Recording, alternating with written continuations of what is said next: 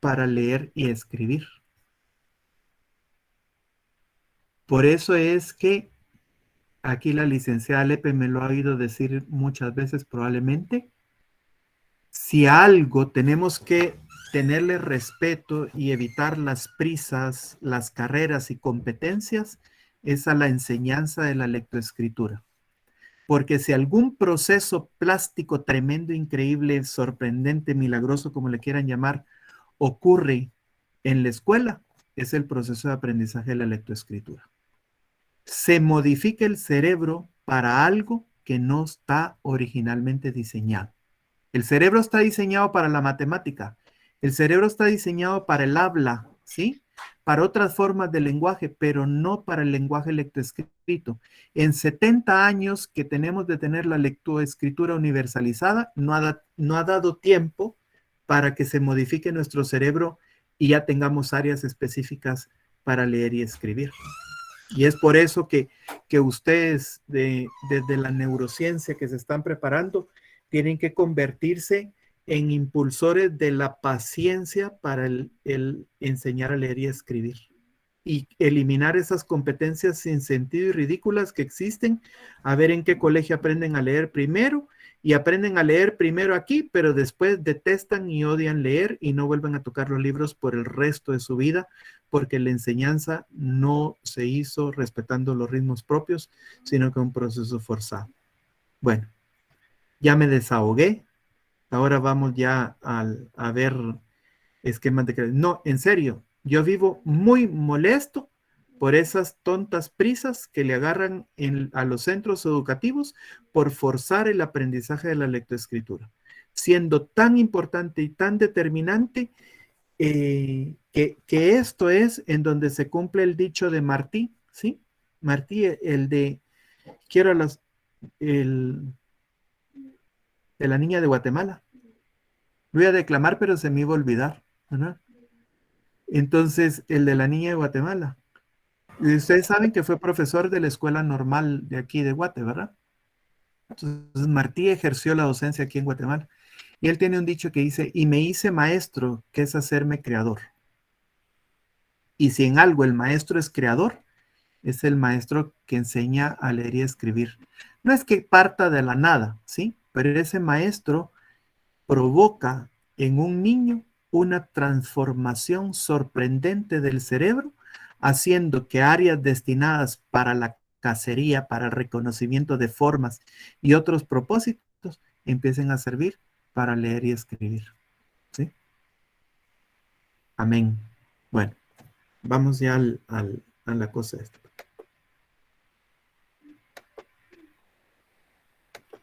Bueno, y empecemos pues preguntándonos. Ya están viendo mi paint, ¿verdad? Sí. Empecémonos haciéndonos una pregunta.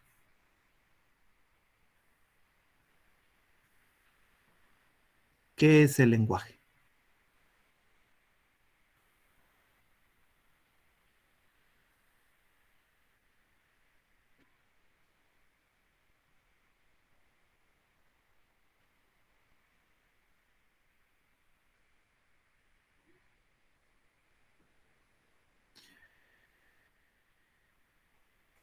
Bueno, y lo vamos a hacer representándolo gráficamente mejor, ¿sí? Aquí tengo una persona.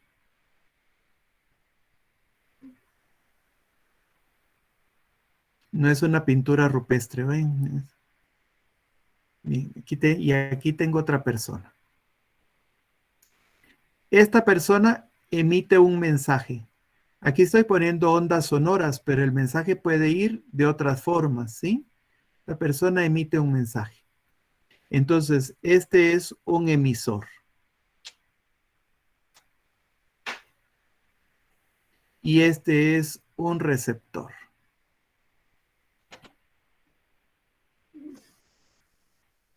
El emisor emite un mensaje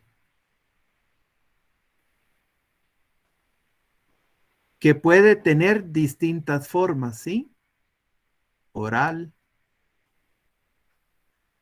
gestual, escrito, de imágenes. Y ese mensaje lo que transmite son ideas, sentimientos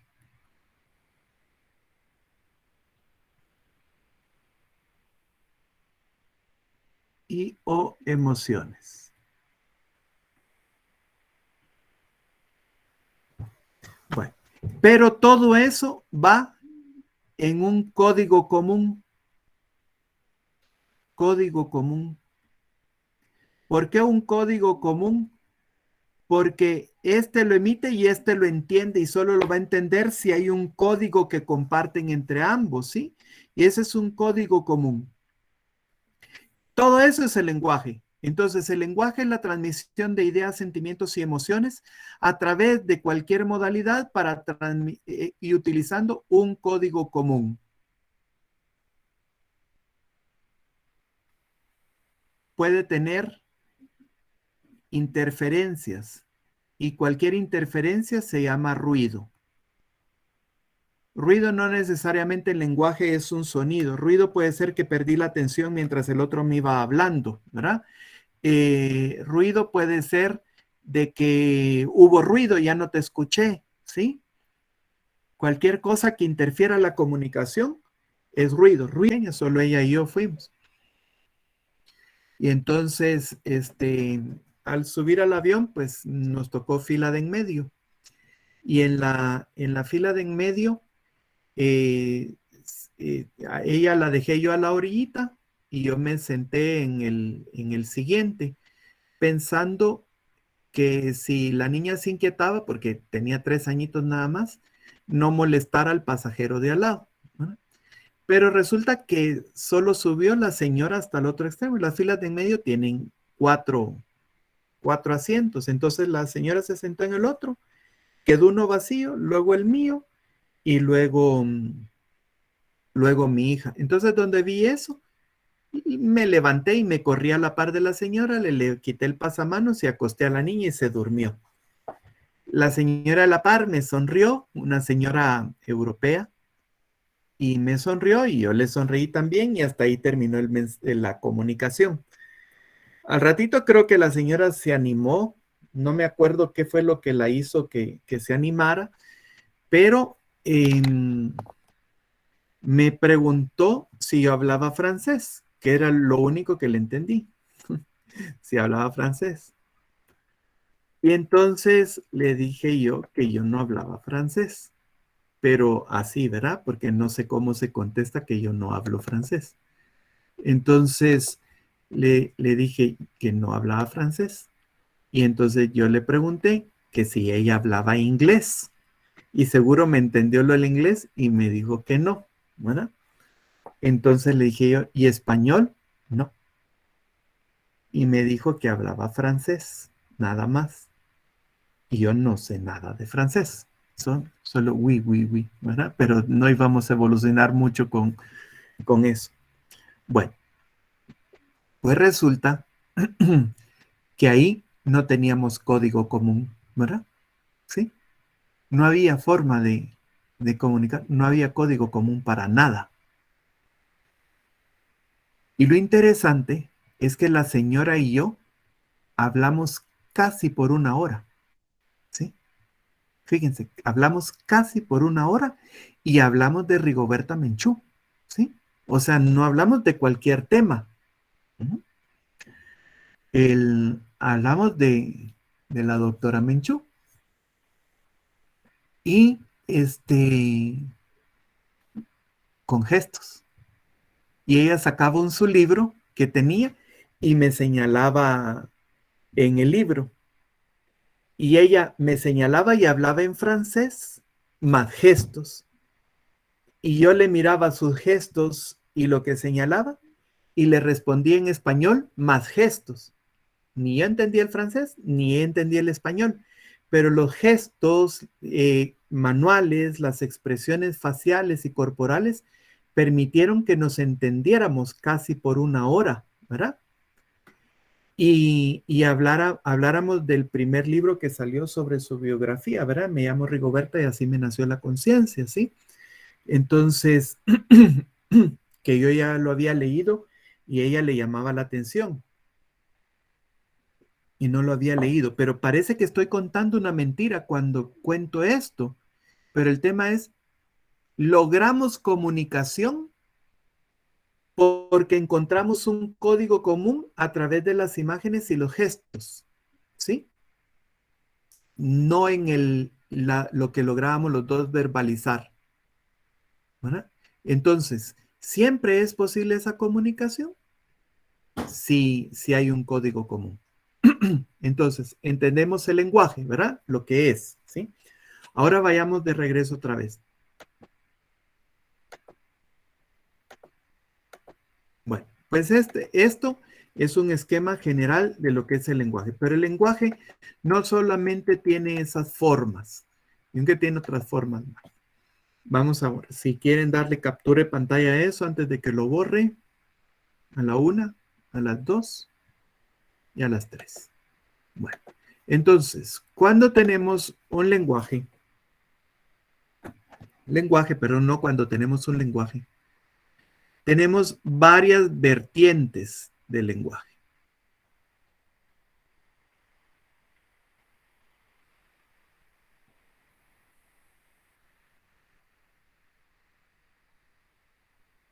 Pongámoslo así, gráfica.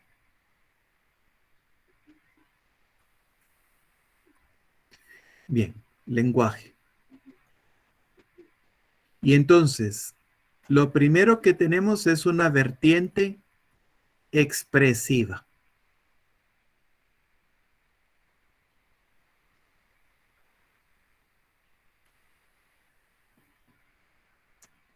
Y una vertiente receptiva.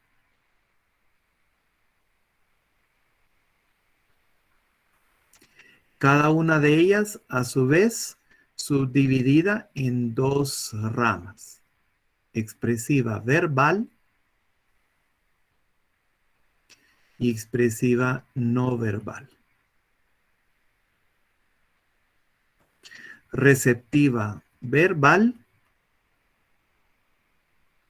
y receptiva no verbal. Ahora aquí hay una cuestión bien importante que, ¿qué significa la palabra verbalizar?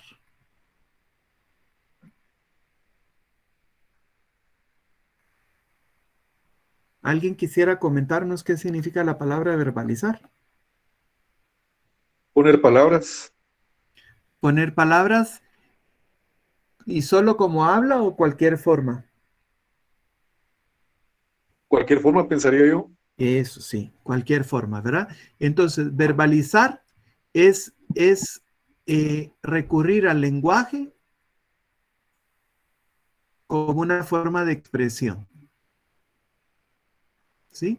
Entonces, y aquí viene cuando surge esto importante, por ejemplo, cuando decimos es una persona autista no verbal, ¿sí? Lo han oído, ¿verdad? Autista no verbal, pues no tiene mucho sentido porque ¿qué tal que si esa persona autista sí verbaliza escribiendo o a través de un medio alternativo de comunicación? ¿Sí? O una persona que recurre al lenguaje de señas, ¿sí? No está verbalizando. O alguien que solo se comunica escribiendo, no está verbalizando. Entonces, tradicionalmente identificamos a la vertiente expresiva verbal como el habla, pero no solo se refiere a eso, ¿sí? Se refiere a cualquier modo en que se pueda verbalizar. Y por eso él preguntaba que si entendíamos el concepto de verbalizar, ¿verdad? A cualquier modo en que la persona pueda verbalizar, o sea, utilizar el lenguaje para transmitir ideas. Bueno, volvemos a la pantalla entonces. Bien, entonces, ya vimos Cualquier forma en la que yo transmito ideas usando el lenguaje es verbal. Ahora, el componente no verbal también es comunicativo, ¿verdad? Pero se refiere a ciertas entonaciones que le damos al lenguaje, ciertos énfasis que pueda tener, y ya los vamos a entender ahorita un poquito más.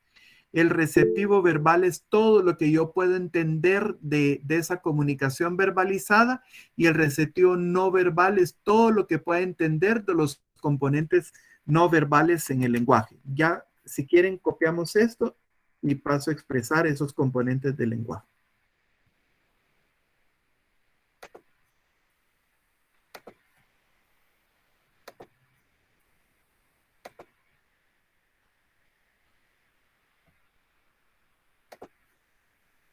Bueno, veamos pues. Entonces hagamos dos divisiones aquí.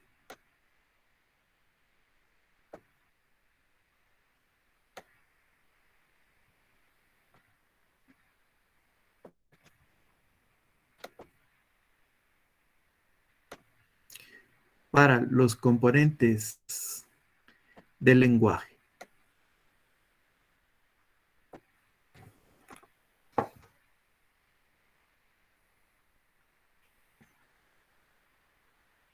Componentes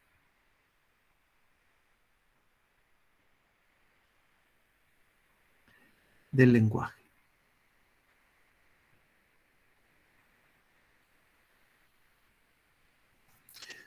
Solo espérenme, quiero alcanzarles un libro acá.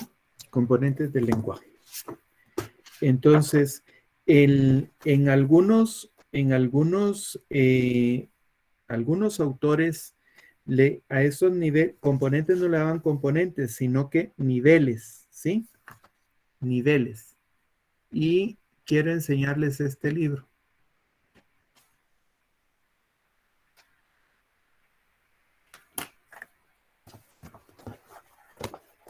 ¿Lo ven? ¿Sí? Se llama Comunicación y Lenguaje en la Infancia, de Verónica Mayo. Se los recomiendo, ¿eh? Se los recomiendo, es un libro económicamente accesible. Verónica Mayo es una profesional de la patología del lenguaje argentina, una persona hermosa. Ojalá algún día la podamos traer a Guatemala. Es una persona que explica el lenguaje impresionante, y además bien sencilla, muy humilde. Cero complicaciones, Verónica, ¿verdad? Bueno, entonces, veamos esos componentes verbales del lenguaje y los componentes no verbales del lenguaje.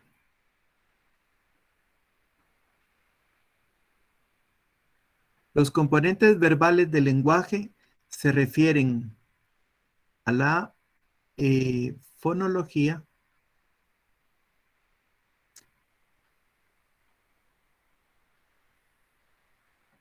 al léxico,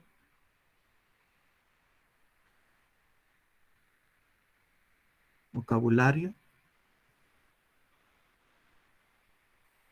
a la sintaxis y a la semántica.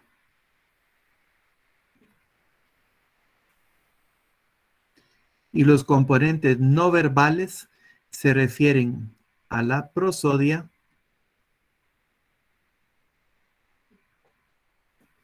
y a la pragmática.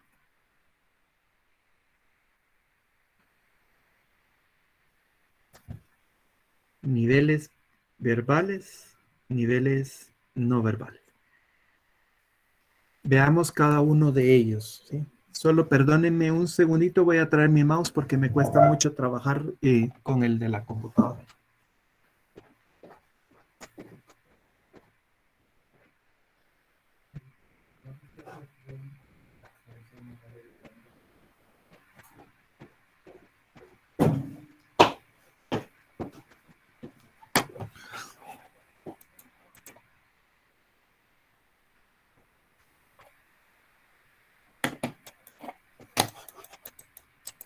Bueno, me quedaré sin, creo que se le acabó la batería.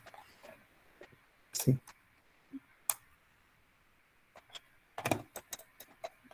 Bueno, se le acabó la batería. Mala suerte, ni uno ni el otro. Bueno, entonces lo vamos a, voy a seguir como está. Bueno, entonces veamos pues, hablemos de los componentes. eh, Léxico, vocabulario, pues no hace falta explicarlo, ¿verdad? Ya estamos. El nivel de vocabulario de una persona es importante en su lenguaje. Pero, a ver, ¿a qué se refiere en los aspectos fonológicos? ¿Alguien que quiera responder? ¿A los sonidos del habla? A los sonidos del habla, ¿sí? Se refiere a todo ese conjunto de sonidos propios de nuestro idioma, porque cada idioma tiene su propia fonología, ¿sí? Y fíjense que es tan interesante que el bebé, cuando va oyendo los sonidos de su idioma, va adaptando ya su aparato bucofonatorio para la producción futura de su idioma, ¿sí? Ya luego ese aparato bucofonatorio es menos adaptable, por eso es que es tan difícil que agarremos el acento de otro idioma que aprendamos más tardíamente, ¿ya? Lo podemos llegar a dominar bien, pero con un acento propio del idioma que hablamos, ¿sí? El libro que mostré, otra vez, ¿sí? ¿Lo ven ahí? Ya se los voy a poner ahorita aquí en el chat, el nombre. El, sí, es una recomendación de un buenísimo material para adquirir. ¿Oye?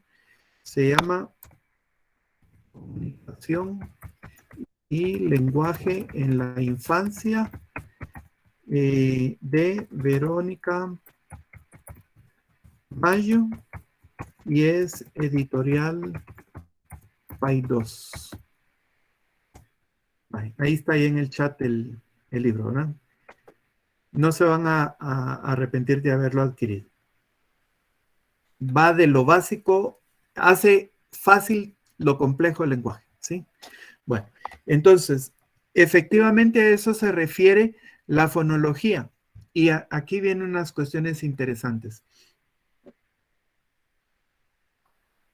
Ese dominio fonológico es necesario también para el posterior aprendizaje de la lectura, porque nuestro cerebro, cuando oye por ejemplo, la palabra tomate, ¿sí? Tomate. Nuestro cerebro no oye tomate, nuestro cerebro oye t, o, m, a, t, e, ¿sí? Y lo junta en cuestión de segundos. Y lo junta, lo percibe, ¿verdad? Ya si nos da tiempo vamos a ver toda esa vía de transmisión de un impulso hasta llegar a la corteza de Heschel, que es la corteza auditiva primaria, y en el interior de la cisura de Silvia, apúntense, corteza auditiva primaria o corteza de Heschel. Se escribe H-E-S-C-H-L. Corteza de Heschel. Corteza auditiva primaria. Fíjense que la corteza auditiva primaria es tan interesante que tiene una organización tonotópica de sus neuronas, ¿sí? O sea, no todas las neuronas son igual. ¿Qué quiere decir? Que unas neuronas están preparadas para recibir determinados tonos, determinadas situaciones características particulares del sonido, y así lo va a procesar. Es una cosa así sorprendente. Así como la corteza visual primaria solo percibe, todo lo percibe en líneas verticales, horizontales y anguladas y colores primarios, y luego la corteza auditiva secundaria y las cortezas visual secundaria y de asociación son las que lo van a integrar en imágenes, ¿verdad? Lo mismo pasa con la corteza de Heschel. Recibe sonidos, pero ¿qué son esos sonidos?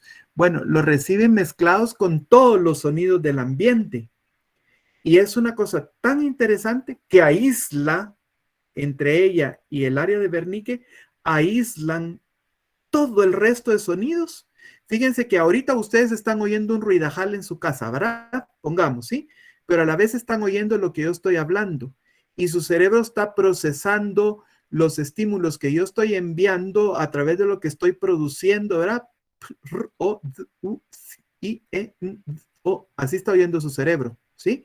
Entonces, lo va aislando, lo va procesando, pero al mismo tiempo está dándole menos importancia a otros estímulos alrededor y aquella gotita de agua que estaba cayendo en el baño, incluso ya ni la están oyendo porque, bueno, no la están procesando a nivel superior porque sí la están oyendo. Y llega la corteza Heschel y va decidiendo, no, este ruido, esto no es lo que necesitamos hoy. Y llegamos hasta ya no estar conscientes de la gotita de agua que está cayendo, porque estamos centrados en una información importante y fundamental. Entonces, ahora, hoy así, al escribir, los fonemas tienen su correspondencia en grafemas, ¿de acuerdo? Los fonemas es cómo suena y los grafemas pueden o no corresponder a las letras con las que escribimos. ¿Y por qué digo pueden o no corresponder? Porque si yo les digo zapato y les digo sopa y les digo cerillo, todo sonó al fonema S, ¿sí? Pero sabemos que zapato es con el grafema que corresponde a la letra Z, ¿sí? Sopa con el grafema que corresponde a la letra S. Y cerillo con el grafema que corresponde a la letra C. En el español de España, pues sería sopa, zapato y cerillo. Suenan diferente, ¿verdad? ¿Sí? Oigan, sopa, zapato, cerillo. ¿Ok? A mí no me salen porque yo no hablo como español. Pero mi hijo mayor aprendió a leer y escribir en España y no tiene mala ortografía. ¿Por qué? Porque él cuando le dictaban zapato, no se lo dictaban zapato, ¿verdad? Entonces inmediatamente sabía que era con Z, que cerillo era con C, ¿verdad? Y entonces para nosotros pues es igual, ¿verdad? O casa, queso, kiosco, ¿sí? Casa, kiosco, queso, y hay grafemas diferentes para cada uno, ¿sí? Casa con C, queso con Q, kiosco con K. Ahora, los lingüistas usan un sistema más complejo para representar los fonemas, pero eso ya si uno se dedica al tema de la lingüística, ¿verdad? Ahora, nosotros, el común de los mortales, pues usamos sistemas más sencillos para identificarlos, pero entendido, ¿verdad? Aspectos fonológicos referentes a los sonidos propios de nuestro idioma. Podemos distinguir que un niño tiene un problema a nivel fonológico cuando lo que tiene son dificultades articulatorias. ¿Y qué es esto? Un peíto. Ah, un peíto. No, un peíto. Dice el perrito, ¿verdad? Sí, porque no le salen los fonemas vibrantes. R y R, simple y complejo. ¿Sí? No lo logra. ¿Qué es el lodo? ¿Al lodo? No, el lodo, le dicen. O sea, el niño tiene conciencia de que hay un sonido, pero él no lo logra articular adecuadamente. Entonces, el error en él está fonológico a la hora de producirlo, ¿verdad? El loro, ¿sí? Ya podemos distinguirlo como un problema en la fonología. Ahí entran las dislalias simples, las dislalias múltiples, ¿verdad? Son problemas fonológicos, no están en otro nivel, solo en el nivel de los sonidos. Bueno, luego viene la sintaxis. ¿A qué se refiere la sintaxis?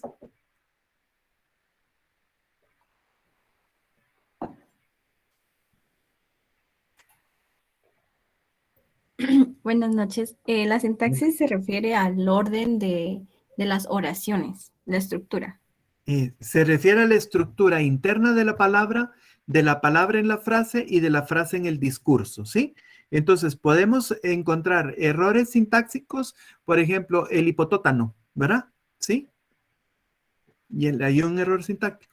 O un error sintáctico en una frase mal construida o en un discurso hipogramatical, por ejemplo, tienen problemas sintácticos, ¿sí? Bueno, entonces ahí estamos a nivel sintáctico. ¿Y semántico a qué se refiere? al significado de las palabras. Eso. ¿A qué se dedica usted, Karina? Yo soy terapeuta de lenguaje. Ah, Sí, ya, viejo truco. No, está muy bien, por eso exacto. lo tengo en la punta de la lengua. Vaya. Pero excelente, bueno tener profesionales. Y se refiere a eso, ¿verdad? A los significados. Entonces, estos aspectos verbales, la fonología, la sintaxis, la semántica y el nivel de desarrollo del vocabulario son esos, los aspectos verbales del lenguaje. Ahora, los aspectos no verbales del lenguaje, estos aspectos se refieren a uno, la prosodia. La prosodia, ¿qué es la prosodia? Aparte, Karina. La entonación. Entonación, está bien. ¿Qué más es la prosodia? Sin ver en Google, Acentuación. sino que con lo que se nos venga. ¿Qué, Walter? No, es- No, que se refiere con la entonación también, con la acentuación. Sí, bye. ¿Alguien más? son los Jorge Luis, ¿le di diferentes, ganas de hablar? sí, correcto. Adelante. Son los diferentes tonos que le damos a las palabras cuando las enunciamos. Bien, la prosodia, exacto, ¿verdad? Se refiere a las características musicales de lo que producimos, ¿sí? Por decirlo de una forma muy sencilla, la prosodia es como los signos de... Karina, ahí están pidiendo su... Mire, pues le sirvió para generar trabajo esto, están pidiendo su teléfono y contacto para... Tienen un paciente, dicen, o más. Bueno, entonces ahí se lo va a mandar, ¿oye? Bueno, entonces, todas esas características melódicas, ¿verdad? Musicales a la hora de emitir un mensaje. Por ejemplo, eh, o de otra forma decirlo, como los signos de puntuación a la hora de hablar, ¿sí? Algo así es la prosodia. Porque si yo de pronto empezara a hablar en un mismo tono todo el tiempo sin hacer pausas ni separar oraciones y ustedes me tienen que escuchar con todo este mismo ritmo estoy teniendo una prosodia plana, ¿sí? Y esa prosodia plana ya no comunica de una forma apropiada, ¿sí? La prosodia, los ritmos, las entonaciones, los aspectos musicales pueden cambiar hasta incluso el sentido de lo que estamos diciendo. Por ejemplo, yo le digo a alguien, tonto, ¿verdad? O le digo, tonto. Hay un mensaje poquito diferente entre uno y otro. Y lo que hubo fueron entonaciones diferentes, ¿sí? Bueno, ¿y la pragmática a qué se refiere?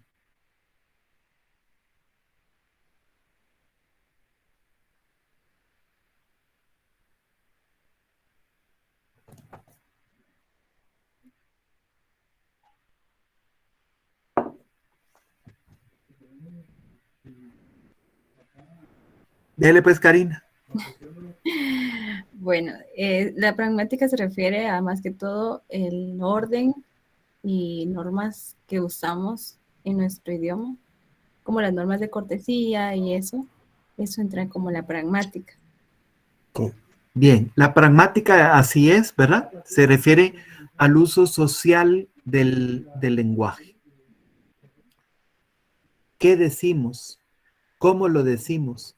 ¿A quién se lo decimos? ¿En qué momento se lo decimos? ¿Sí? ¿Cómo nuestro contexto influye en la interpretación? Bueno, sí, el lenguaje en general es dependiente de nuestro contexto. Voy a ver el mensaje porque se me borró y no terminé de leer. Nos dice Darinka, que vamos a volver a esto ahorita, Darinka. Entonces, ¿qué decimos? ¿Cómo lo decimos? ¿En qué forma lo decimos? ¿Y en qué momento se lo decimos a las personas? ¿Sí?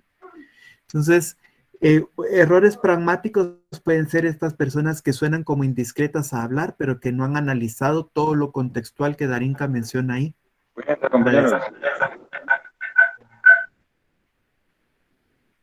Que no han analizado todo lo contextual que Darinka mencionaba, ¿verdad? O sea, La emisión de un mensaje ocurre dentro de un determinado contexto y yo tengo que adaptar mis producciones a ese contexto, ¿sí? Esa es la pragmática. ¿Hecho? Bueno.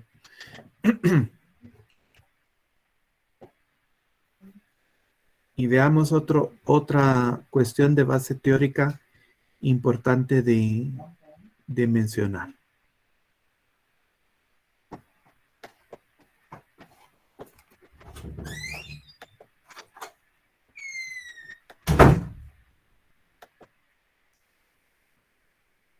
¿Cómo evoluciona todo esto en nosotros?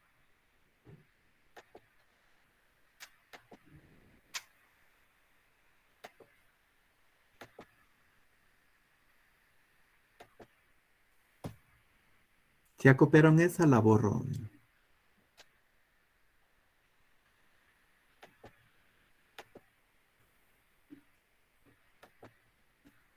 Bien, va la pregunta de cómo evoluciona el lenguaje, ya no como especie, sino que individual, ¿sí? Aunque es características de especie también. ¿Cómo evoluciona el lenguaje?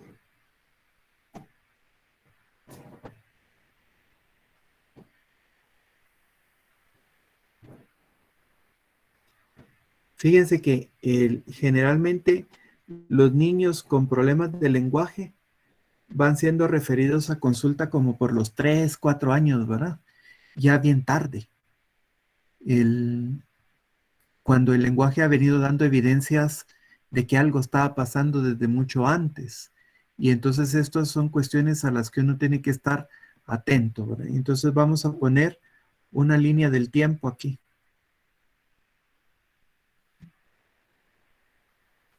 Pero esta línea del tiempo solo nos va a servir para el primer año de vida.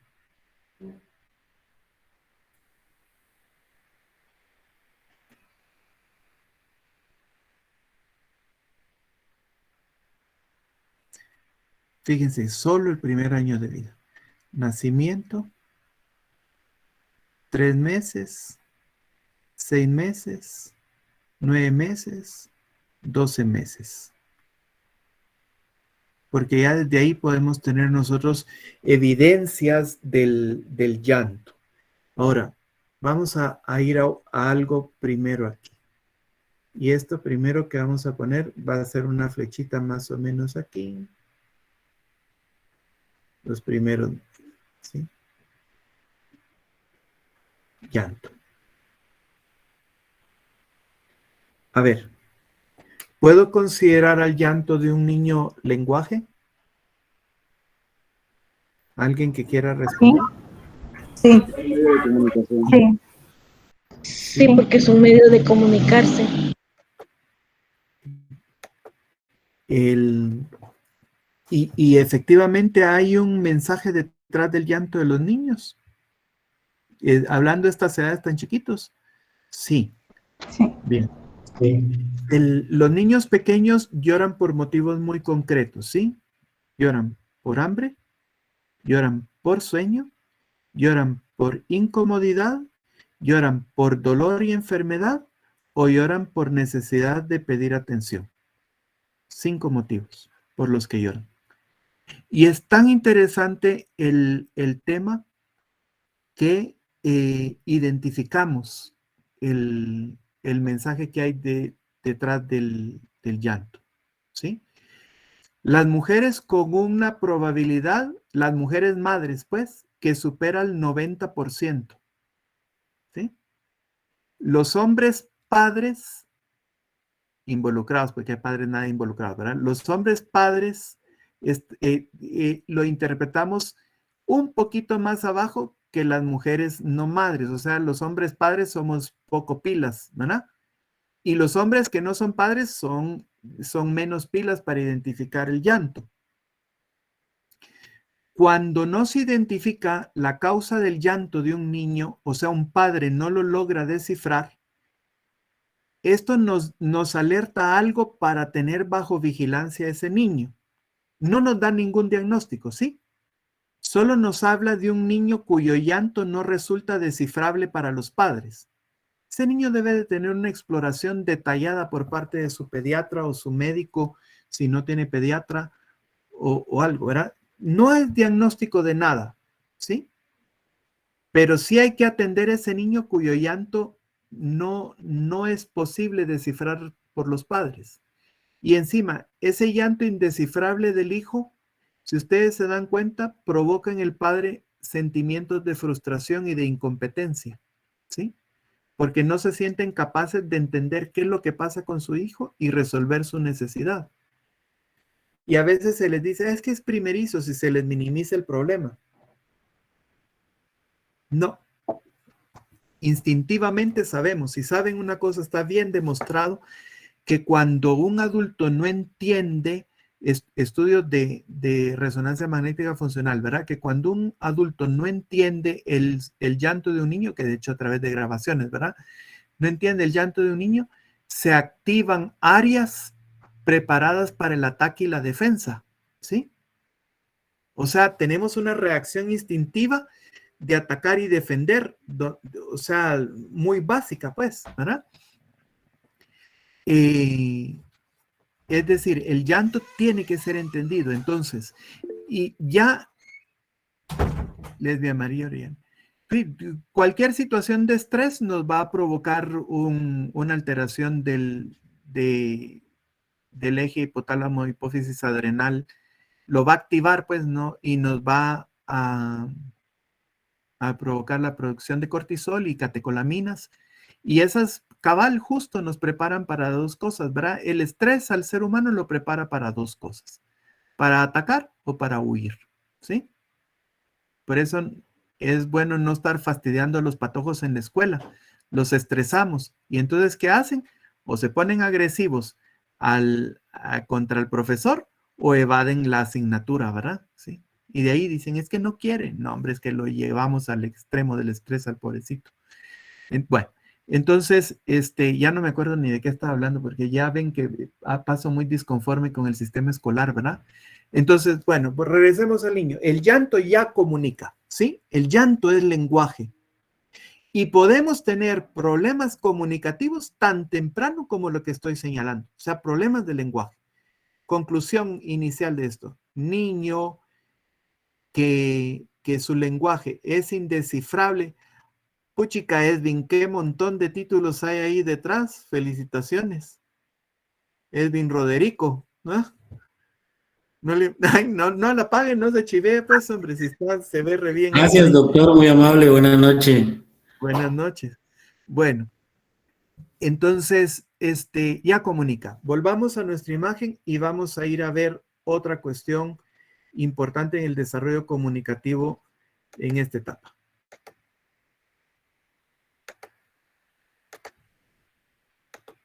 Bueno, y vamos a meter aquí el balbuceo. Y vamos a poner por aquí más o menos, casi para acá. Luego vamos a poner rojo, vamos a poner otro, verde, otro tipo de balbuceo.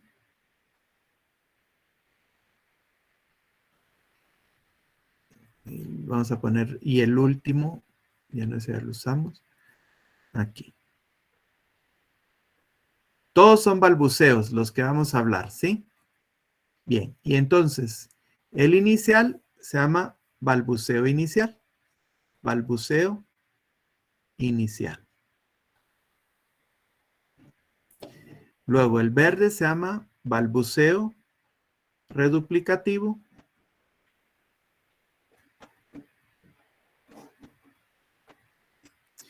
Y el morado se llama balbuceo canónico.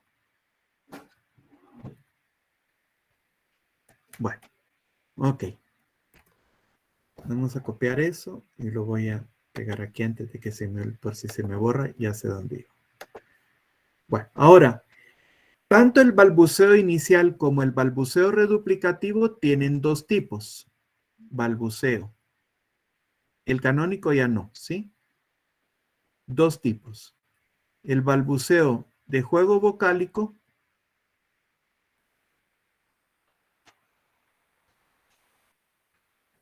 y el balbuceo de interacción.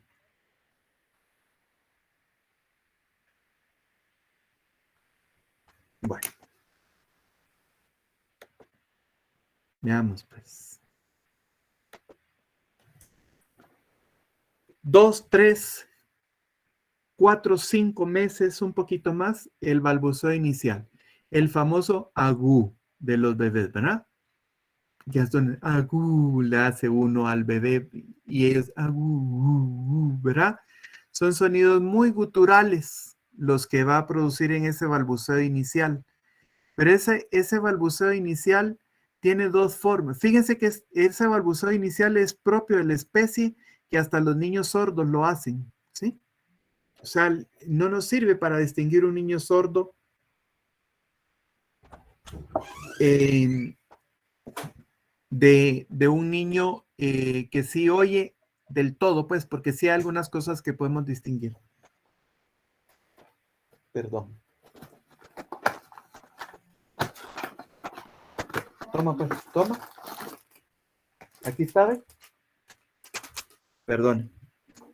Bueno, entonces es nuestra hija que está dentro del espectro autista hoy. Entonces ella no le atina que yo estoy dando clases en línea su papá, y le viene sobrando qué está haciendo yo cuando hay una necesidad de algo, ¿verdad? Bueno, entonces, ¿qué está diciendo? Bueno, el balbuceo inicial, entonces el agú famoso. Y entonces quedamos que hay de dos tipos. El balbuceo de juego vocálico y el balbuceo de interacción. ¿Cómo es ese balbuceo de juego vocálico? El niño está agú, gu, gu. Se piensa que es una forma de entrenamiento bucofonatorio que surge espontáneamente, casi instintivamente, ¿verdad? Pero que también el niño siente agrado. Acuérdense que es una fase de juego circular muy repetitivo, ¿verdad? Siente agrado de estar produciendo esos sonidos y de estar moviendo su boca. Y aunque no lo escuche con los oídos, porque digamos que pueda ser sordo, puede sentir las vibraciones de su aparato bucofonatorio a la hora de producir el sonido y le agrada. Por eso se llama de juego vocálico, ¿sí? Está jugando con él mismo produciendo los sonidos. Pero luego llega el papá y dice, hola mi bebé. Y empieza, ¿verdad? Y ahí hay balbuceo de interacción, ¿sí? Ya es el mismo agú, pero ahora lo estoy usando para interactuar con una figura que me está llamando la atención. Lo han visto, ¿verdad? ¿Sí? Cómo se emocionan y producen más y se mueven y mueven las manos y se sonríen, ¿verdad? Y todo en ese balbuceo de interacción. Cuando hay solo balbuceo de juego vocálico, sin balbuceo de interacción, alerta. ¿Sí? Deben estar los dos. Ya ven cómo estamos, aquí estamos antes de los 6 meses y ya estamos encontrando problemas comunicativos. ¿Sí? Yo no sé por qué a veces esperan tanto tiempo para mandar a consulta a un niño si va dando evidencias desde muchísimo antes, pero como no las preguntamos, ¿sí? No nos dedicamos tiempo a investigarlas, no se obtiene la información. Bueno, el balbuceo inicial da paso más o menos a los 6 meses, finales del quinto mes, sexto mes, al balbuceo reduplicativo. El balbuceo reduplicativo ya es un balbuceo en el que el niño juega con sílabas generalmente constituidas de la composición consonante vocal, ¿sí? Generalmente constituidas por una consonante bilabial con una vocal abierta. Las vocales se clasifican en abiertas, semiabiertas y cerradas. Apúntenselo porque no me va a dar tiempo de explicar eso y lo van a investigar. Vocales abiertas, semiabiertas y cerradas. Y para saber cuál es abierta, pónganse ustedes a hacer y miren cómo dejan su boca. Y van ahí ustedes distinguir cuál es cuál, ¿verdad? Pero los fonemas también se clasifican de acuerdo a su forma de articulación, su punto de articulación, si son vibrantes o no, varias características, pero también nos llevaría tiempo a hablar de eso, ¿sí? Eso que ahí Karina les explique otro día a ustedes. Bueno, entonces, ese balbuceo reduplicativo, entonces, ¿qué empieza a hacer? Empieza pa, pa, pa, pa, bilabial con vocal abierta, ¿sí? Consonante bilabial con vocal abierta, pa, o ma, ma, ma. Por eso dicen, ¿a qué edad dijo el niño mamá? Ay, a los 6 meses ya decía mamá. No, hombre, no decía mamá. Lo que estaba haciendo era balbuceo reduplicativo, ¿verdad? Pa, pa, pa, pa, ma, ma, ma, ma, ¿verdad? ¿Sí? También tiene su parte de juego vocálico y su parte de balbuceo reduplicativo de interacción. Y hay que ver que hayan los dos, ¿sí? Si no hay balbuceo reduplicativo, pues algo ahí está pasando. Si solo hay balbuceo reduplicativo de juego vocálico y no de interacción, también algo está pasando y son niños que hay que darle seguimiento. Y luego tenemos el balbuceo canónico. Ese sí es un balbuceo de pura interacción. Ese sí no tiene de juego vocálico, ¿verdad? Ese sí es un balbuceo de pura interacción. Ya el niño ha desarrollado otras habilidades sociales, la memoria de trabajo ya más o menos a partir del 6º mes fue evolucionando mejor, ¿verdad? Y entonces al tener más memoria de trabajo reconoce más a quiénes son los suyos, los identifica, ya reconoce bastantes significados. En realidad, antes de conocer significados de palabras, los niños entienden las entonaciones. Fíjense que los niños entienden primero los aspectos no verbales de nuestro lenguaje y todo lo gestual antes de entender los aspectos verbales, ¿sí? Mucho antes. Por eso es que se da esa característica del lenguaje que se le llama móderes, ¿sí? El móderes es una forma de hablar a los niños pequeños en tonos agudos, de forma más pausada y acompañada de muchos gestos que se suele observar en la interacción de cualquier niño a partir de los 4 años, en cualquier ser humano a partir de los 4 o 5 años, con cualquier bebé. ¿Y cómo es ese móderes, verdad? Lo han visto ustedes, ¿sí? Llega el hombre súper fornido, físico-culturista, campeón mundial de full contact, ¿verdad? O sea, estoy describiendo a alguien así rudo, ¿verdad? Y se acerca a la cuna de su bebé y le dice, hola, mi cosita linda, ¿verdad? Sí, puchica, ¿y dónde quedó lo rudo de verdad? Todos los seres humanos, cuando nos referimos a niños pequeños, a partir, fíjense, desde los 4 o 5 años, vean ustedes un nenito de 4 o 5 años dirigirse a un bebé chiquitito y se van a dar cuenta que recurre al móderes, ¿sí?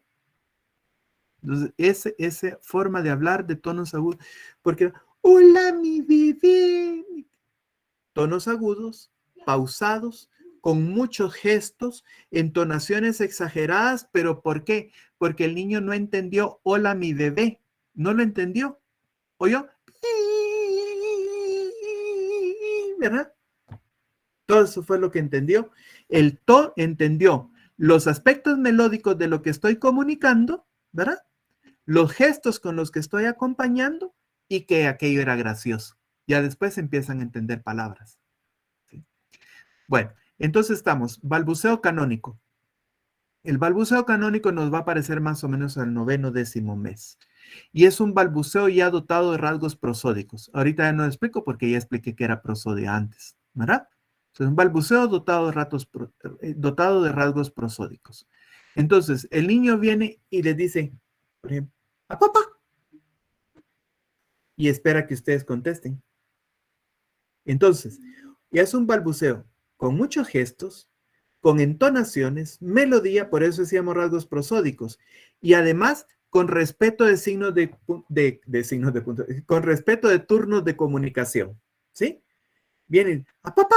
No, mi hijo, yo te dije que no, papá, ¿verdad? Y le contesta así, como que está en esa jerga que, no sé, ellos están comunicando algo y pensando que uno les entiende, y a lo mejor también algo les entiende uno de todo, ¿verdad? Pero ya es un balbuceo que nos prepara para un hito tremendo que nos va a aparecer alrededor del mes 12, como límite el mes 15, ¿sí? Que es el aparecimiento de la primera palabra. ¿Ok? Ahí es. Y aquí quiero mencionar algo importante. Los hitos del desarrollo son universales. Son propios de nuestra especie. Van a ocurrir en cualquier niño en donde esté. En tanto haya un ambiente lingüístico a su alrededor, va a ocurrir. ¿Sí? Sea hombre, sea mujer, sea pobre, sea rico, sea chino, sea de Kenia, sea de Santa Lucía Utatlán, sea del Jícaro el Progreso, va a ocurrir. Por eso, esas ideas de que, es que es hombrecito, habla tarde, no. Es humano, va a decir sus primeras palabras entre los 12 y los 15 meses si todo está bien. ¿Sí? Es que no sé qué hablan tarde. Es propio de nuestra naturaleza humana hacerlo. Y entonces, por eso cuando le dicen esperemos, uno dice, ¿esperemos a qué? ¿Qué van a esperar? No está diciendo palabras, es ya tiempo de buscar una consulta. ¿Por qué? Porque los hitos del desarrollo son universales. ¿De acuerdo? No dependen del género o sexo, como quieran decirle, ni de condición económica, ni de raza, ni de cultura, ni de nada. Van a ocurrir porque son propios de nuestra especie. Estamos condicionados genéticamente para eso. Volvamos entonces a la... Doctor, tengo una pregunta. ¿Sí? En un niño que yo he leído acerca de que cuando se evalúa un niño de 0 a 3 años, que en algún momento existe la posibilidad de que el niño a veces no desarrolla su lenguaje. Pero aquí me recuerdo yo que habría que ver si ha sido porque no lo han estimulado bien los papás. Entonces lo han consentido demasiado y no han dejado, digamos, si todo lo demás el niño ha realizado todo su desarrollo y se ve que está bien cognitivamente, físicamente, está bien todo. Pero en el área del lenguaje, él no habla. No tiene todas las palabras que debería tener a la edad que se supone. Entonces, este niño podría ser que sea porque el padre no ha permitido o no lo ha estimulado lo suficiente para desarrollar su lenguaje, o esto no es así. En tanto el niño tenga audición adecuada, o sea, una audición entre 25 y 40 decibelios, ¿sí? Y en su alrededor se hable, él debería de hablar por más consentido que esté, ¿sí? O sea, ¿es que es consentido? ¿Es que todos se lo dan? Tampoco. Ese niño consentido, el que todos se lo dan, que no está hablando, no me importa que sea consentido, que todos se lo den, el hecho de que no está hablando es lo que me importa, ¿sí? Porque con que tenga audición apropiada, un aparato bucofonatorio apropiado y a su alrededor haya lenguaje, tendría que hablar, ¿sí? No, Ok. no habría razón para qué. Es cierto que, señala y ya se lo dan, ¿verdad? Pero más de alguna palabra tendría que estar emitiendo ese niño. Y no podemos quedarnos, que es muy consentido, es que ustedes lo consienten, porque es una explicación que muchas veces los médicos suelen darle a los papás. Es que ustedes lo consienten mucho y ahí se perdió un montón de tiempo para evaluarlos de lenguaje, ¿verdad? Se dejó pasar una oportunidad con una respuesta como esa, ¿verdad?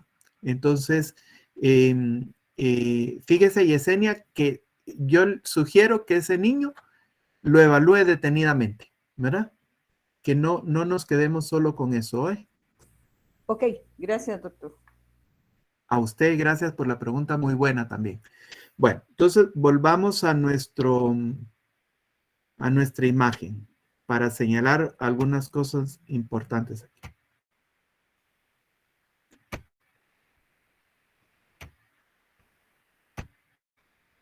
Bueno, estamos con eso, ¿verdad? Entonces, Luego hay algo aquí importante. Más o menos por esta edad, los niños empiezan a responder de alguna forma a su nombre. Y para esta edad ya hay una respuesta clara al nombre.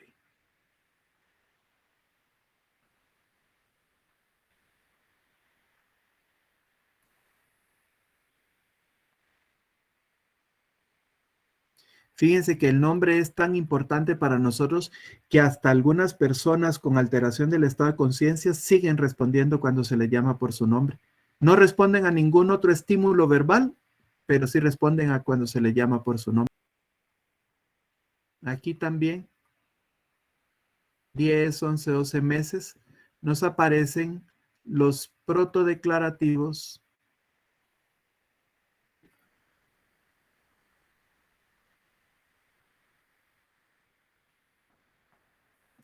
y los protoimperativos.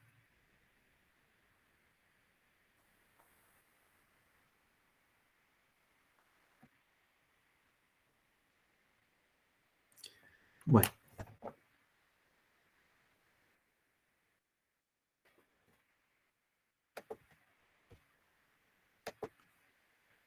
Ahora, ¿alguien quisiera explicarnos qué son los protodeclarativos y los protoimperativos? Solo voy a pedir que alguien tenga misericordia y a mí me traiga agua. Oye, denme un segundito. Ay, sí, por favor. No tenga pena, doctor, acá les voy a platicar un ratito. ¿Qué tal? Buenas noches, ¿cómo están cada uno de ustedes? Espero que se encuentren muy bien. Veo que están aprendiendo mucho ahí de lenguaje, de un gran maestro, de un profesor muy querido. Créanme que yo he aprendido un montón durante todo este año que pasó y ahora todavía con el doctor Orellana. Es una persona muy valiosa, pues para mí, ¿verdad? Y créanme que así se aprende dibujando, ¿verdad? Ellos están teniendo algunas tutorías, doctor, y hablamos un poquito de las células, de las organelas, ¿verdad? Ya este viernes posiblemente nos toque hablar de la mitocondria, ADN, núcleo y de homeostasis, pero qué bueno que estén aprendiendo. Por acá voy a estar saludándolos, quería saludar y aquí estamos aprendiendo con el profesor de profesores de neurología ITEA en Guatemala, ¿verdad? Entonces lo quiero mucho, doctor, y aquí estamos escuchando. Muchas gracias, doctor. Gracias por sus palabras de afecto siempre. Gracias. Bueno, entonces, ¿qué es un protodeclarativo? ¿Qué es un protoimperativo? ¿Alguien sabe?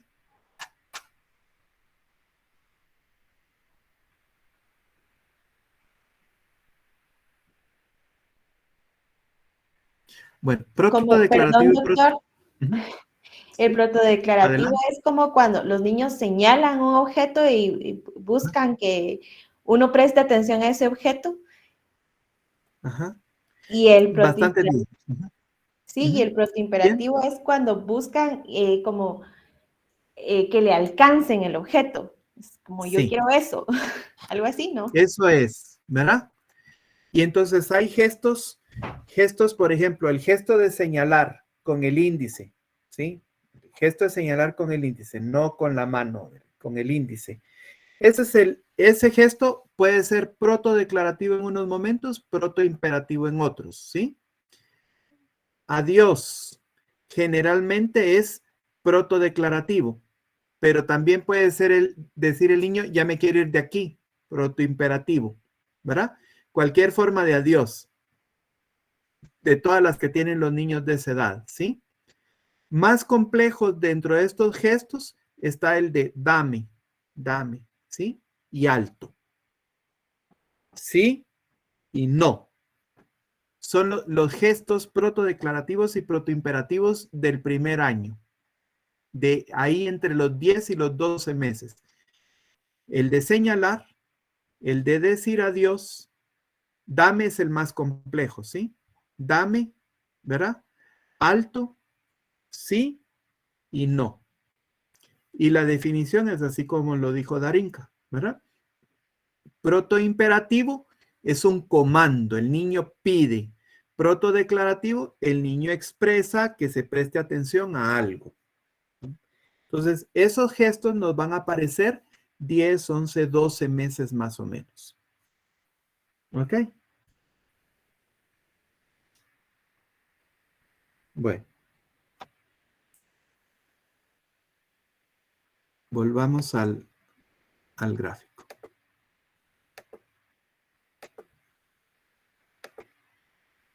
Y ya lo borramos, ya estamos ahí, viendo que mucho antes del año nosotros ya podemos hacer referencias por problemas en el desarrollo del lenguaje.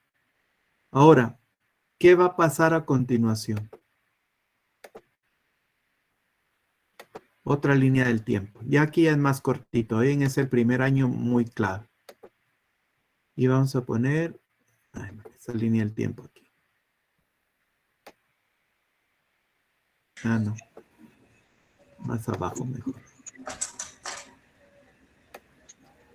Esa línea del tiempo aquí. Bueno. Y vamos a meter aquí los 12 meses. 24 meses. 36 meses. Y 48 meses para él. Adelante, quien levantó la mano, perdón que no puedo ver yo al estar con la pantalla compartiendo, no puedo ver quién es. Sí, mucho gusto, doctor. Soy Angélica Estrada Orellana, por cierto, Guastatoya del Progreso. Qué bueno. Adelante.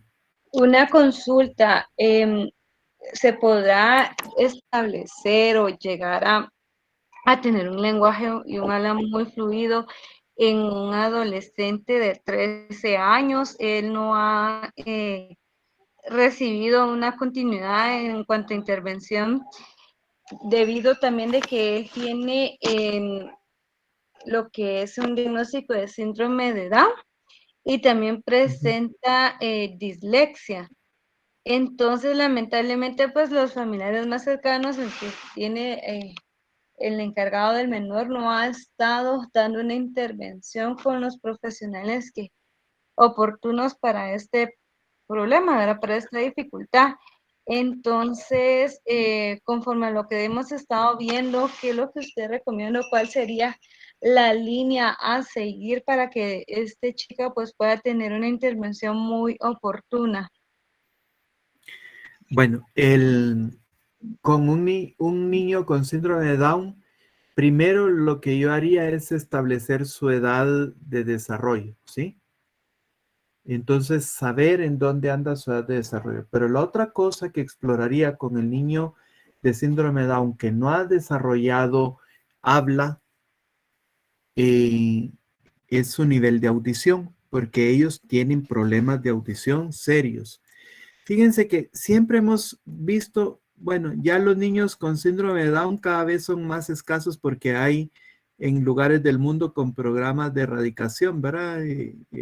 Uno de los genocidios más grandes de la humanidad ha sido con las... Y como dijo un chico Down con síndrome de Down al inaugurar un congreso de síndrome. Este muchacho es abogado y dijo, aquí no estamos todos los que deberíamos estar. La expresión muy poderosa. ¿Y a qué se refería? A que en el mundo actualmente no están todas las personas con síndrome de Down que debieron haber nacido, ¿verdad?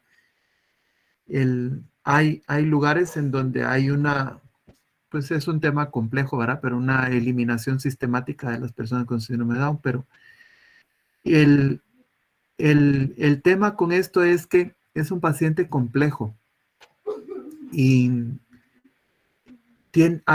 no me recuerdo yo si escribí algo, déjenme solo dar una miradita, si tengo algo en mi blog sobre el síndrome de Down.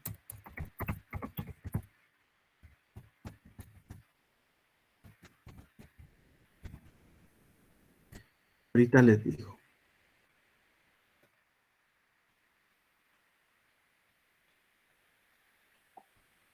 Y sumando a eso, doctor, también pues lo que sí tengo conocimientos es que pues han tratado de solicitar las adaptaciones curriculares a los centros educativos en donde está estudiando, porque actualmente el chico está en quinto primaria. Sin embargo, pues las carencias del nivel educativo, lo que usted hablaba, ¿no? No le han brindado estas adaptaciones curriculares. Actualmente, pues este chico está en quinto grado, pero él tiene clases normales con sus compañeros de quinto grado que tienen todas las habilidades desarrolladas. Sí, bueno, ahí está, ahí lo pueden ir a buscar ay no, pero solo es en el primer año de vida. En el primer, bueno, pero algo es algo, ¿verdad? Entonces ahí está en mi blog, se llama Síndrome de Down, controles biomédicos en el primer año de vida. Solo ponen Carlos Soriana ahí a la coma síndrome de Down y les va a mandar a ese artículo de una vez. Y es que debemos seguir protocolos de cuidado, ¿verdad? Y entonces estos niños, en relación al caso que me presenta usted, 1, ¿cuál es su edad de desarrollo? ¿Sí? 2, ¿tendrá un nivel de audición adecuado? Número 3, otra cosa que no tomamos muy en cuenta con los niños con síndrome de Down, y es que tienen una altísima prevalencia de trastorno autista entre ellos, ¿verdad? Y que queda sin diagnosticarse porque le atribuimos todo al síndrome de Down y queda sin diagnóstico. Aparte, todos los controles biomédicos que estos niños tienen que tener, porque tienen más riesgo de diabetes mellitus, problemas de tiroides, problemas oculares, cardíacos, enfermedad celíaca, ya dije diabetes, sí, síndromes leucemoides, sorderas, problemas ortopédicos, luxación de articulación atlantoaxoidea, un montón de cosas que hay que seguirlos, ¿verdad? Más caries dental que la población general, reflujo gastroesofágico altísimamente prevalente, sinupatías, alteraciones, variaciones anatómicas de la estructura del oído, con conducto auditivo externo más estrecho y un montón de cosas, biomédico. Y ya establecido eso, pues ver si realmente el niño es para quinto primario o para qué, ¿verdad? Pero primero determinar por qué no está hablando, ¿verdad? Y él no está hablando, cualquiera de esas cosas podría saltarnos a relucir. Pues ahí sí, Angélica, pues a que tenga una evaluación detallada con alguna persona que sepa de desarrollo, ¿verdad? Que esté. Adelante, Karina. Quisiera agregar también que pues también se tiene que hacer una evaluación porque está bien dicho que una persona con síndrome de Down padece de flacidez muscular. Esto afecta muscular en todo el cuerpo. Entonces recordemos que el habla viene de la boca que tiene músculos, por lo tanto también es importante trabajar todo lo que es la musculatura bucofonatoria. Gracias. Doctor, disculpe, una observación.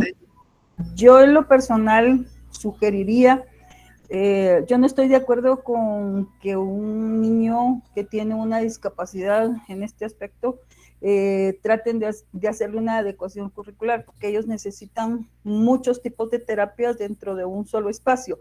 Y cuando están en la escuela, definitivamente las personas de las escuelas no apoyan, no pueden tener o no pueden hacer el tiempo para poder apoyar a los chicos. Entonces, mi sugerencia sería para ella que pudieran referirlo o que pudieran llamar al Instituto Neurológico. Ellos van a poder apoyar al chico en todas las áreas que se requieran y pueden enseñarle o adaptarle, porque también mi experiencia dice que deberíamos de saber cuáles son las habilidades del chico para saber qué vamos a estimular cognitivamente con él. Y aparte de eso, apoyarle en las otras áreas que se requieren. Entonces, pensaría que por ahí sería mejor esta situación.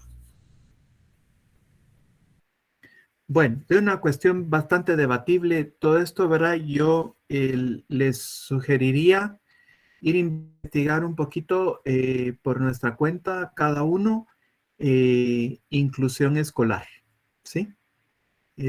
Ahí en mi blog pueden encontrar un artículo que se llama Inclusión Escolar. Pongan Inclusión Escolar y les van a salir algunas cosas, ¿verdad? Entonces, la inclusión escolar en el momento yo la veo como un proceso, no como un hecho, que es muy diferente de una persona como otra, no una definición universal para todos, pero sí como un derecho para todos, ¿verdad? La inclusión escolar. Entonces, es una cuestión para revisar, ¿verdad? ¿Qué manda Vilma? Doctor, buenas noches. Hola, buenas noches. Y buenas noches a todos.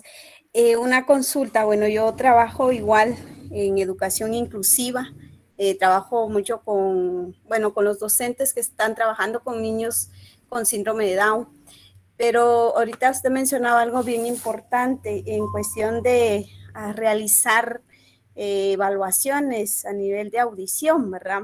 He acompañado a otros chicos y los exámenes que les han hecho creo que son potenciales evocados, donde se les da algunas instrucciones de levantar la manita cuando escuchan algún sonido. En el caso con los niños de síndrome de Down, como les cuesta seguir instrucciones, ¿qué tipo de evaluaciones podría hacerse a nivel auditivo para verificar su nivel de audición?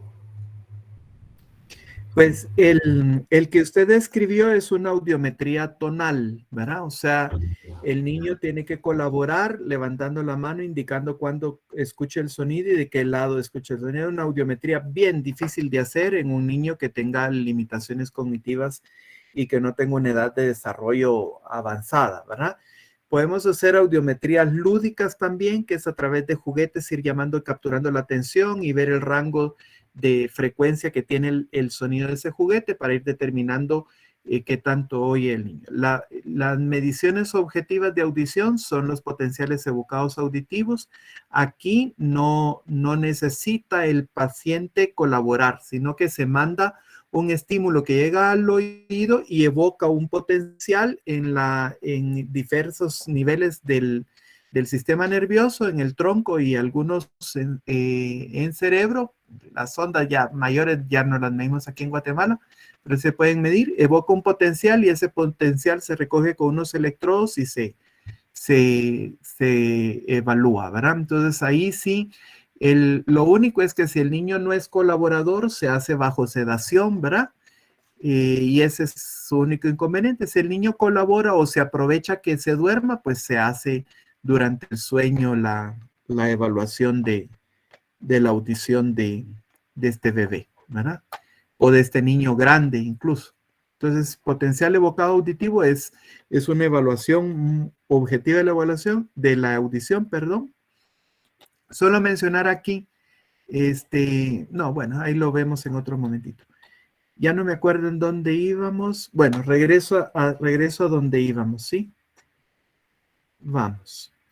Muchas gracias, doctor. También solo recordarles a los maestrandos, ¿verdad? Porque nosotros agradecemos todo el apoyo que nos brinda el doctor, ¿verdad? Recordemos que la clase es de neurofisiología y estamos viendo, pues, lo normal, ¿verdad? Porque van a tener también un seminario de trastornos neurocognitivos pediátricos, ¿verdad? Y también semiología neurocognitiva en niños, donde ustedes van a poder ya conocer más a profundidad algunos síndromes, ¿verdad? Y cómo podrían trabajar. Gracias. Bueno, vamos pues. Si el vocabulario se va desarrollando gradualmente, más o menos hasta los 18 meses, avanzando despacito, ¿sí? Después de los 18 meses se acelera esa ganancia de vocabulario y más o menos para los 24 meses va a ocurrir lo que llamamos el pico del vocabulario. En este momento, un niño va a tener entre 50 y 200 palabras. ¿Y qué va a ocurrir ahí entre los 24 y los 30 meses? Como límite, que empiezan a hacer frases, pegar 2 palabras. Y a partir de eso, un creciente desarrollo del relato. De manera que para los 48 meses un niño construye un relato en donde el adulto puede entender entre el 75 y 90% de lo que el niño nos está contando, ¿sí? Pues eso es lo que veríamos en los subsiguientes meses en lo referente del lenguaje. Quiere decir que para los 48 meses las habilidades básicas del lenguaje van a estar desarrolladas, van a estar alcanzadas. Ahora bien,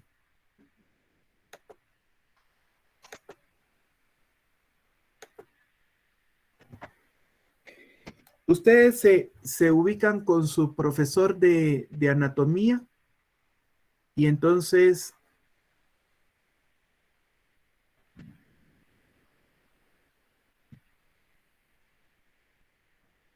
surco central, un cerebro bien mal dibujado, ¿verdad? Surco central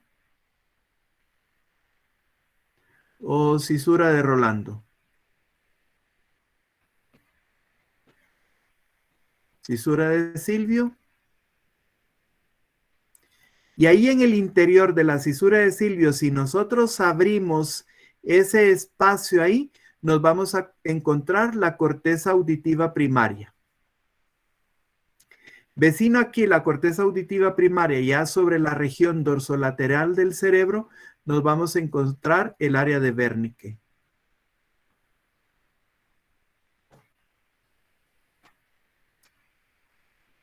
Y aquí dos estructuras más. Pliegue curvo. Giro supramarginal.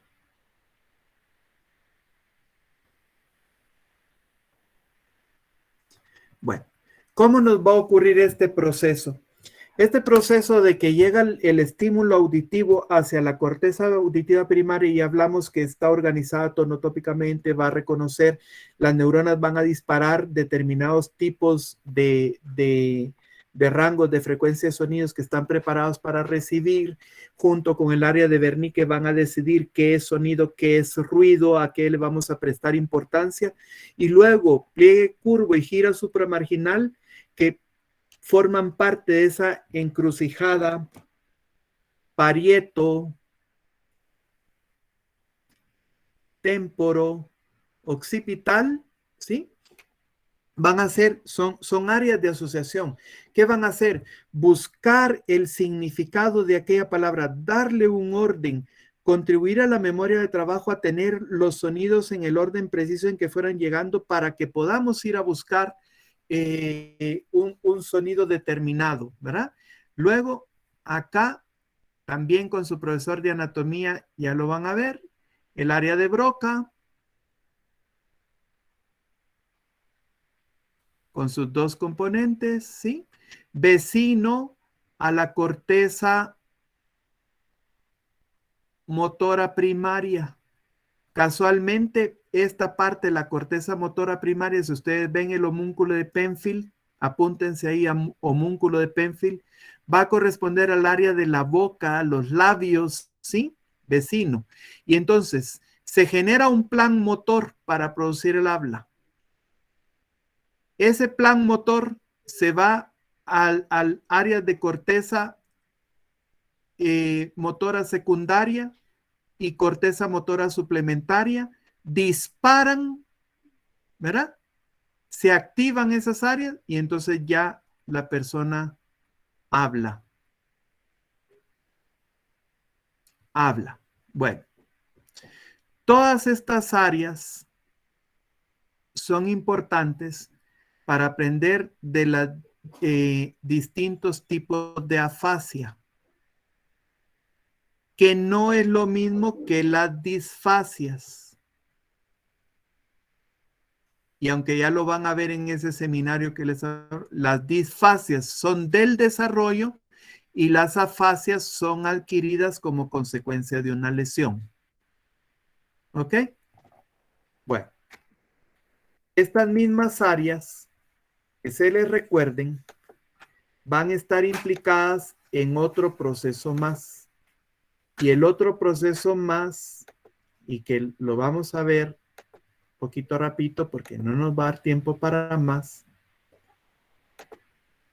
está constituido por todas las áreas, por todos los aspectos, perdón, implicados en el desarrollo de la habilidad de lectura y escritura, que ya vimos, ya hablamos eso al principio.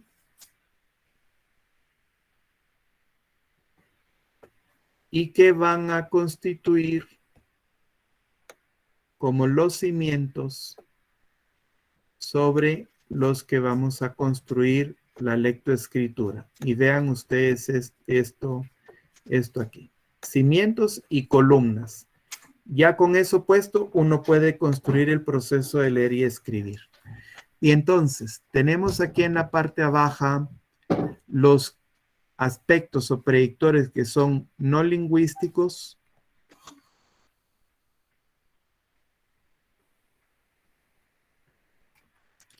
y aquí los lingüísticos.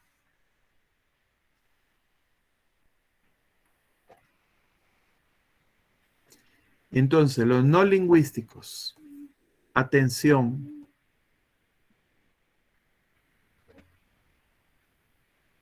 percepción visoespacial,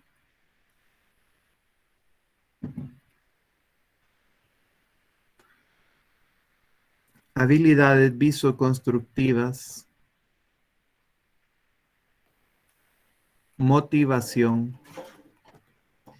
Y tenemos nosotros un sistema de motivación, ¿sí? Y ahí ir a leer un poquito sobre el sistema de recompensa, ¿sí?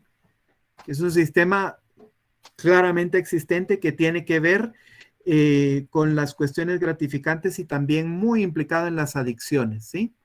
Y luego tenemos los lingüísticos, que son la memoria de trabajo verbal, el léxico o vocabulario, la velocidad de denominación semántica y algo que ya nos habíamos referido hace un rato, la conciencia fonológica. Si estos elementos no están bien puestos, no están bien desarrollados, mucho podemos trabajar sobre la lectoescritura que no vamos a tener los avances adecuados, ¿sí? La memoria de trabajo verbal, pues aquí sería como para ir a investigar cada uno de nosotros a qué se refiere cada una de estas cuestiones. De conciencia fonológica ya hablamos, ¿verdad? Bueno, y áreas cerebrales implicadas, cuando leemos, ¿qué pasa? Llega la corteza, toda esa información, llega a la corteza visual primaria, ¿sí? Ahí las letras solo tienen forma de líneas. La corteza visual secundaria, las líneas se integran en formas. Y luego pasa un análisis similar al del lenguaje hablado, ¿sí? Pasa a ser reconocido como un símbolo con significado y a buscar su significado otra vez con participación de pliegue, curvo y giro supramarginal, ¿verdad? Y si el niño todavía está en esas fases iniciales, esa información pasa hacia las áreas motoras, circuito arqueado, y el niño articula. Por eso cuando empezamos a leer, leemos y al mismo tiempo vamos hablando, ¿verdad? Hacemos esa lectura en voz alta. El lector inicial no puede leer en voz baja, ¿verdad? Está leyendo en voz alta. Pero la lectura sigue dos vías neuronales diferentes, una vía léxica y una vía fonológica. La vía fonológica es la vía del lector inexperto, ¿sí? Es una vía que va primero al reconocimiento visual, después del reconocimiento visual al análisis auditivo de la palabra, como que si lo hubiéramos oído, con más relevos. Esa es la vía del lector inexperto, o sea, la vía fonológica. Es la vía que usamos nosotros lectores expertos cuando leemos palabras que no conocemos, o que son muy largas, o que no forman parte de nuestra experiencia. Pero la vía léxica, que es la vía del lector experto, es más directa, de corteza auditiva visual hacia las áreas de integración de información en la encrucijada parieto-temporo-occipital, ¿sí? Parieto-temporal, fundamentalmente. Y entonces hace ese análisis, menciona occipital porque llega la información occipital, pero no tiene contacto con esa área, ¿de acuerdo? No forma parte de esa área. Entonces, ahí hace el mismo análisis otra vez, pero es una vía más directa, más rápida, que se basa en un reconocimiento visual rápido, y por eso esos ejercicios que les ponen a ustedes, donde le ponen una palabra con todo el interior desordenado, ¿verdad? Que ya no está, y ustedes la pueden leer, aunque esté desordenada. O sea, para ellos eso era algo innovador, pues realmente que la persona esa se dedicara a leer en su cuarto, solo él, pero lo leyera en silencio, porque normalmente para leer se tenía que contratar a un escriba que le leyera a uno, y mientras estaba leyendo de voz alta, pues los demás escuchaban. O sea que incluso históricamente, no solo a nivel personal, que uno tiene que aprender primero leyendo, hablándolo al mismo tiempo, pues también históricamente no existía esa práctica, no sé, se desarrolló mucho después, ¿verdad? La habilidad de leer en silencio. Buenísimo. Sí, yo incluso te diré, Maco, que yo aprendo más cuando me leo para mí mismo y me oigo, ¿sí? Porque es otro estímulo gratificador de retroalimentación. Me estoy oyendo leer, ¿sí? Entonces, a veces en la escuela pasa que un niño está leyendo en voz alta y le decimos, lee en voz baja. A lo mejor está necesitando ese mismo estímulo para él para terminar de entender o para lograr conservar la atención en lo que está leyendo, ¿sí? Ahora, un hecho interesante, fíjense, es que con las lecturas corales, ¿sí? Lecturas en donde todos leemos al mismo tiempo, ¿sí? Esas lecturas corales, todos leemos al mismo tiempo, pero tienen un impacto de aprendizaje bien bajito en los niños. O sea, como ejercicio decodificador está bueno, pero retienen muy poco de lo que han leído. Ahora, esas lecturas, leamos por turnos, ¿sí? Que lees tú primero, lees tú después, lees el siguiente. Igual también la retentiva de la información que los niños logran es bien baja. Sin embargo, los niños sí atienden la lectura que hace su maestra. El escriba, a lo mejor que Maco nos menciona aquí, ¿verdad? La maestra, fíjense, la atiende, ¿verdad? Entonces el niño logra retener más información de lo que la maestra le lee que cuando leen todos juntos o cuando leen uno por uno los niños, ¿sí? Para tomarlo en cuenta en la escuela, ¿verdad? Ahora en estas cosas modernas de educación, en donde cada vez el maestro tiene menos papel, ¿verdad?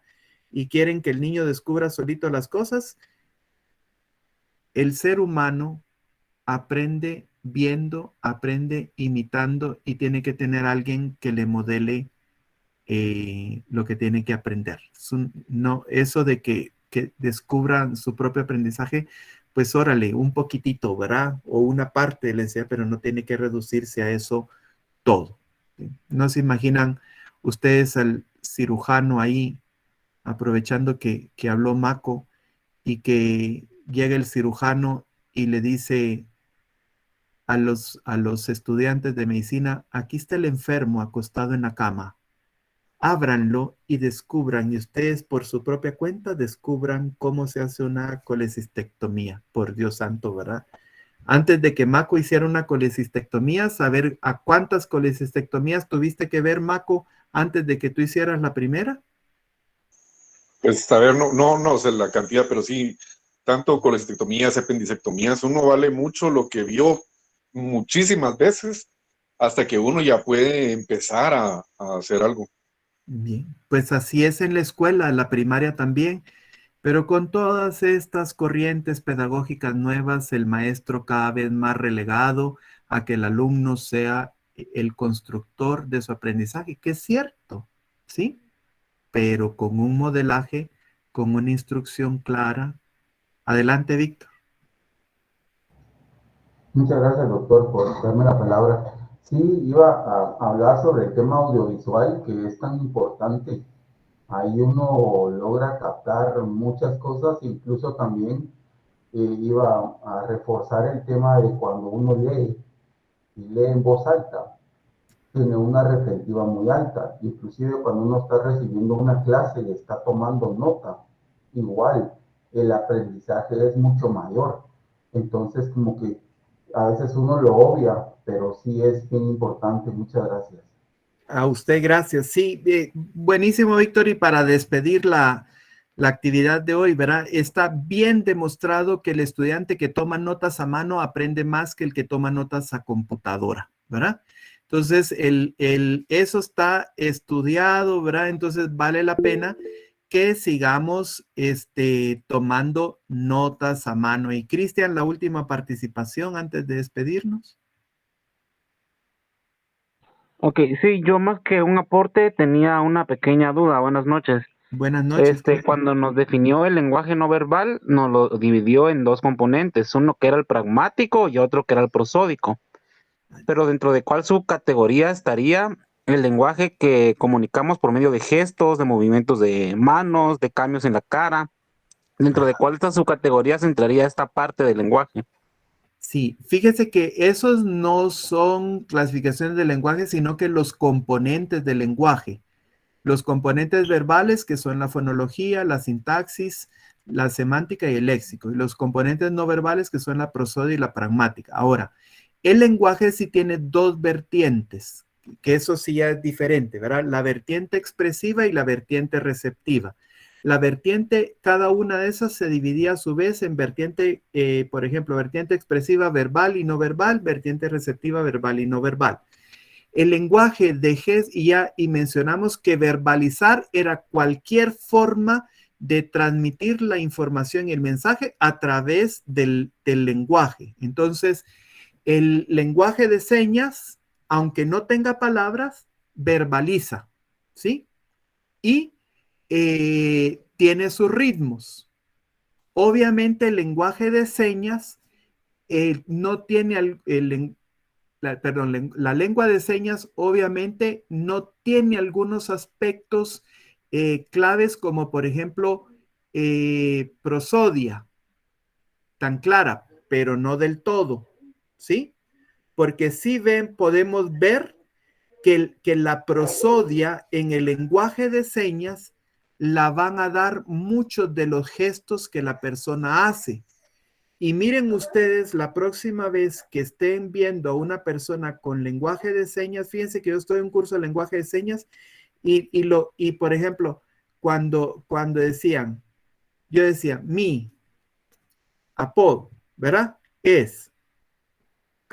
Era mi apodo, ¿verdad? Pero él nos decía, pero más gestos con su cara, ¿verdad? Porque aquí era como decir, mi apodo Carlos, ese era yo, ¿verdad? Pero él cuando nos hablaba hacía muchos gestos con su cara y vean ustedes, un traductor de lenguaje de señas y hace muchos gestos al mismo tiempo, ¿verdad? Eso le da el componente prosódico a la lengua de señas. Y obviamente componente pragmático, sí, obvio que tiene, ¿verdad? Pero el lenguaje de señas entra dentro del lenguaje expresivo capaz de verbalizar. Y el que yo entiendo, receptivo, capaz de recibir un mensaje verbalizado de una forma diferente, de una de las formas del lenguaje que quedamos que puede ser gestual, verbal, escrito o en imágenes. No sé si le quedó claro, Cristian, o enredé más la cosa. Sí, gracias, me quedó claro. Entonces esta parte lo clasificamos dentro de la vertiente verbal.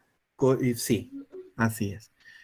Bueno, pues entonces terminamos la clase. Muchas gracias por su atención. Que Dios les bendiga. Solo ya les explicarán que por motivos de unas situaciones